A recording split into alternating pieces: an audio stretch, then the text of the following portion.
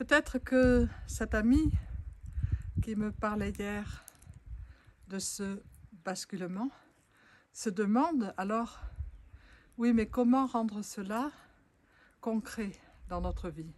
Parce qu'ok, l'être est éternellement éveillé, l'éveil est l'éternelle réalité de la conscience, de la vie, de ce qui est.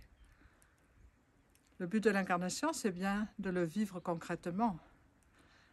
Et le but de cette vidéo aussi d'ailleurs, c'est de présenter ce point de vue qui permet de le vivre concrètement. C'est en cela que la fraternité accompagne l'humanité, en fait. Et on peut bien comprendre donc que ça ne peut pas être quelque mouvement de la personne, ça ne peut pas être quelque effort personnel. On ne tend pas vers l'éveil. On ne peut même pas dire qu'on s'ouvre à l'éveil. Parce que ça serait une personne, ça serait un acte individuel. Peut-être que là, on en revient à la puissance et à la beauté de l'amour. Et à la beauté, à la puissance de cette réalisation que cet être éternellement éveillé, éternellement est amour. Et non seulement éternellement est amour, mais cette dévotion de l'amour envers lui-même, si on peut dire. Cette dévotion, ce chant de...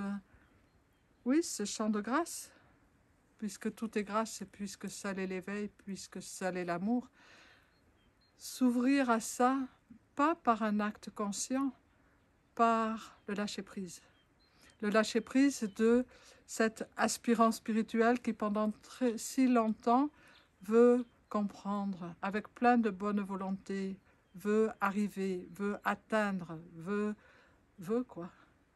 Pour s'ouvrir à cette évidence que seule est la grâce, que seul est l'amour, que l'être éternellement est dévotion et amour, et ce fait de lâcher prise de cet effort individuel, tout en gardant cette grande honnêteté de la vie qui veut se rendre justice à elle-même par rapport, à travers son incarnation, ce qui fait que cette grande honnêteté ou clarté ou don total fait qu'il y a bien cet autodépassement, mais ce n'est pas l'autodépassement d'une personne, c'est la vie elle-même qui toujours s'autodépasse, et c'est passionnant.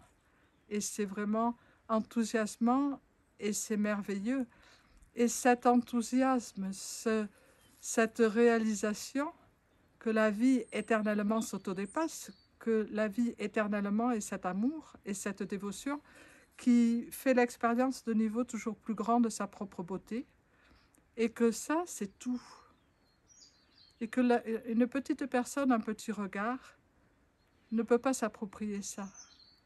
Qu'on ne peut pas dire « je suis éveillé ». On peut dire « je suis ». Et « je suis », c'est l'expression la plus merveilleuse de l'être qui réalise sa propre nature.